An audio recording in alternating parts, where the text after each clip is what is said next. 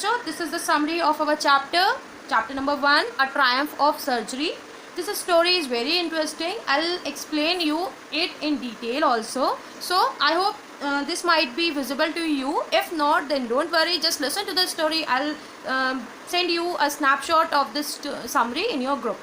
So don't worry for that. Just listen the story very nicely. I'm starting the story. Tricky was a small dog. His mistress, Pumphrey, pampered him very much. Tricky एक छोटा सा dog था. He was very cute, very fluffy, एक बहुत प्यारा सा dog था. उसकी मिस्ट्रेस मीन्स मालकिन, यानी the owner of the dog, जो थी मिसेस पम्फ्रे, वो उसको बहुत प्यार करती थी, बहुत लाड़ प्यार करती थी उसको. और उस लाड़ प्यार के चक्कर में हमें पता ही है लाड़ प्यार में क्या होते हैं, बच्चे बिगड़ जाते हैं. इसी तरीके से जो लाड़ प्यार था वो डॉग के लिए इतना ज़्यादा था कि वो भी बिगड़ गया.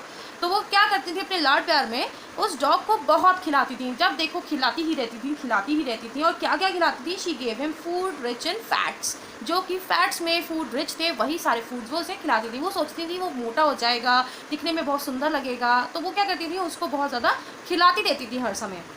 Tricky never refused food any time. अब जैसा कि हमने कैरेक्टर स्केच में पढ़ा था, ट्रिकी क्या था, एक बहुत ज़्यादा ग्रीडी डॉग था, जिसको खाने का हर समय रहता था कि बस मैं खाता ही रहूं. तो वो कभी भी खाने के लिए मना नहीं करता था. He was always greedy for food.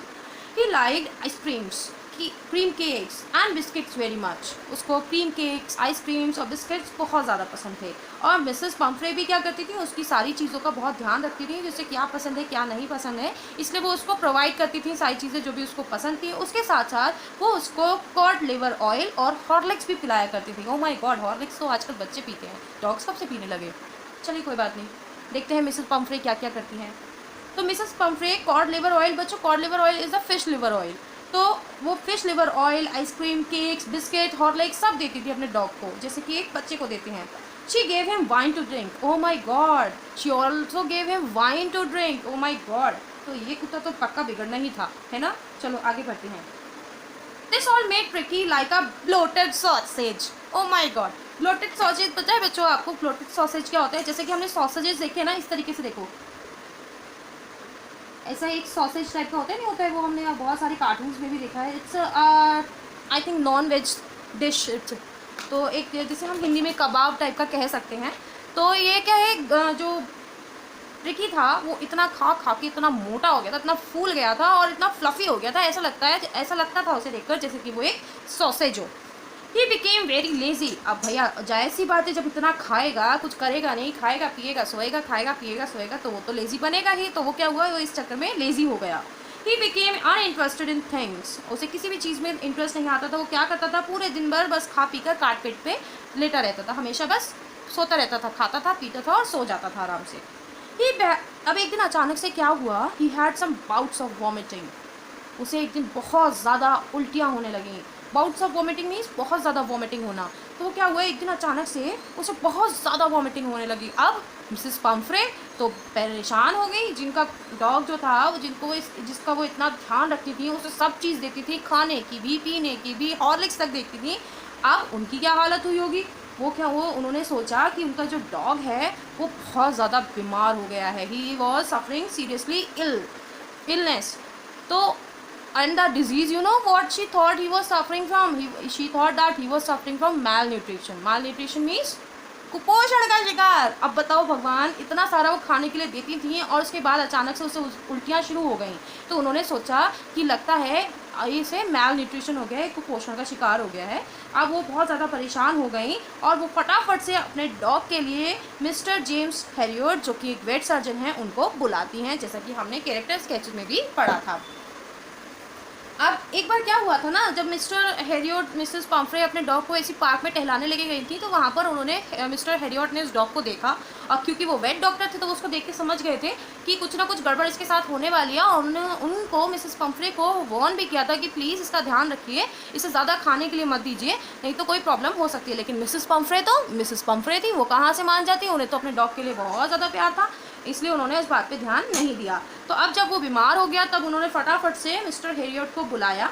Mister Harriet जो कि जानते थे कि वो ओवर ईटिंग के कारण ऐसा कुछ होने ही वाला है उनके डॉग के साथ, तो उसने अपनी प्लानिंग पहले से ही कर रखी थी कि उसे क्या क्या करना है और वो मिसेस पम्फ्रे को एक सबक सिखाएगा. He took a firm line, he said that, उसने एक मतलब अपने जो प्लान्स बना रखे थे अब उसने जो था मिसेस पम्फ्रे को कहना शुरू कर दिया, मतलब बहुत ज़्यादा परेशान हो गई वो उसको सुनकर कि क्या होगा, और मतलब डराना शुरू कर दिया एक तरीके से। कैसे कैसे करके डराया? He said that Tricky must be admitted in the hospital for a fortnight. Oh my God! उन्होंने कहा कि आपका जो ये डॉग है ट्रिकी, इसको कम से कम 2 वीक के लिए, 2 वीक्स 2 हफ्तों के लिए, फोर्टनाइट के लिए, फोर्टनाइट मीन्स 2 वीक्स, तो 2 हफ्तों के लिए इसको हॉस्पिटल में एडमिट करना पड़ेगा। इससे क्या हुआ, मिसेस पम्फ्रे जो थी वो almost swooned means in the condition of unconsciousness.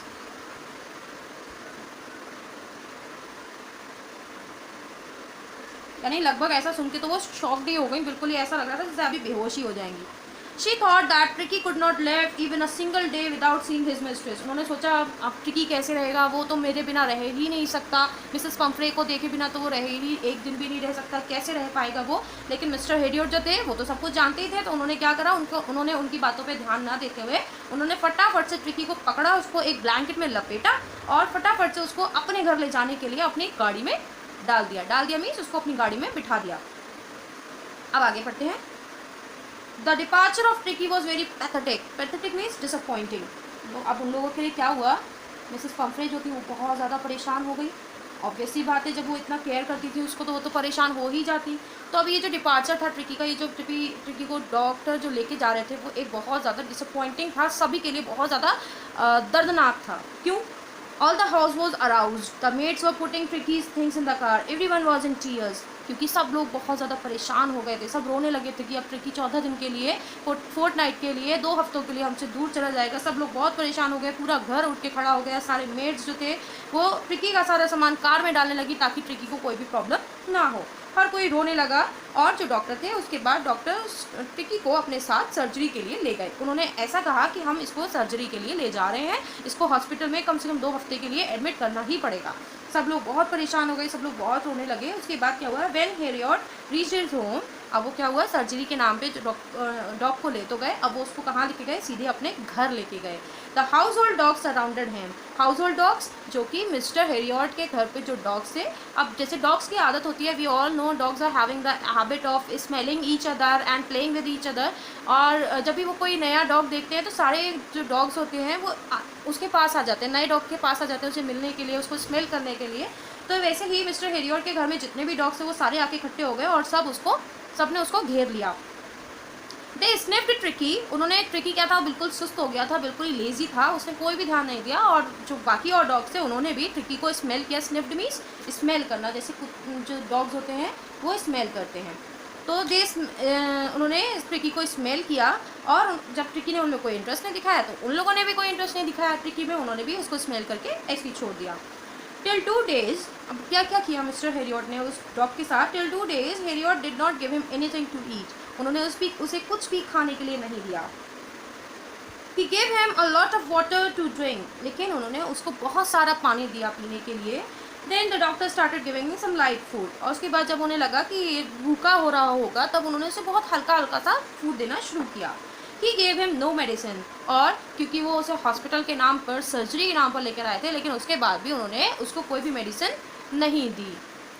After 2 days Tricki had started taking interest in his surroundings. अब 2 दिन बाद क्या हुआ, जब उसको 2 दिन तो कुछ खाने को नहीं मिला और उसकी जो अंदर की लेजीनेस थी वो कम होने लगी, तो क्या हुआ, वो धीरे धीरे बाकी जो सराउंडिंग्स थी, उनका जो घर था, उनमें वो इंटरेस्ट लेने लगा।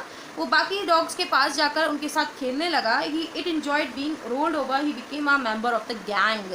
और जो मिस्टर हेरियट के घर पे जो भी डॉग्स थे वो उस डॉग गैंग का मेंबर बन गया, उनके साथ वो खेलने लगा, खूब मस्ती करने लगा। At home he had almost no exercise. अब क्या बता रहे हैं यहाँ पे, ये बता रहे हैं कि अपने घर पे यानी मिसेस पम्फ्रे के घर पे जो डॉग है ट्रिकी, उसको कोई भी एक्सरसाइज नहीं मिलती थी, वो सिर्फ खाता था और सो जाता था। बट लेकिन एट द सर्जरी, जिसे हम सर्जरी का नाम दे रहे हैं, जिसमें उसका ट्रीटमेंट कर रहे हैं, उस ट्रीटमेंट में उसको बहुत सारी एक्सरसाइजेज और फन मिल रहा है। Control diet and activities made him active. उसकी डाइट को कंट्रोल किया गया और ये जो एक्टिविटीज़ थी, खेलना कूदना भागना, ये सारी एक्टिविटीज़ ने उसे एक्टिव बनाया। लेकिन जो मिसेस पम्फ्रे थी उनके पास तो कोई इन्फॉर्मेशन थी ही नहीं उनके डॉग की कि वो कैसा है, उसकी सर्जरी हो गई नहीं हो गई। तो वो क्या थी, बहुत ज़्यादा एंशियस थी ट्रिकी की हेल्थ को लेकर, बहुत ज़्यादा अभी भी परेशान थी ट्रिकी की हेल्थ को लेकर। उत्सुक थी जानने के लिए कि क्या हुआ होगा। The doctor told him the doctor told her that he was better in convalescing. Convalescing means बच्चों कि वो परफेक्टली फाइन हो गया है। हेल्थ इश्यूज़ की जब हम बात करते हैं, जब हमारी तबीयत बिल्कुल ठीक हो जाती है, तब हम बोलते हैं कॉन्वलेसिंग। तो उन्होंने डॉक्टर ने मिसेस पम्फ्रे को बताया कि अब वो ठीक है and even he was perfectly fine.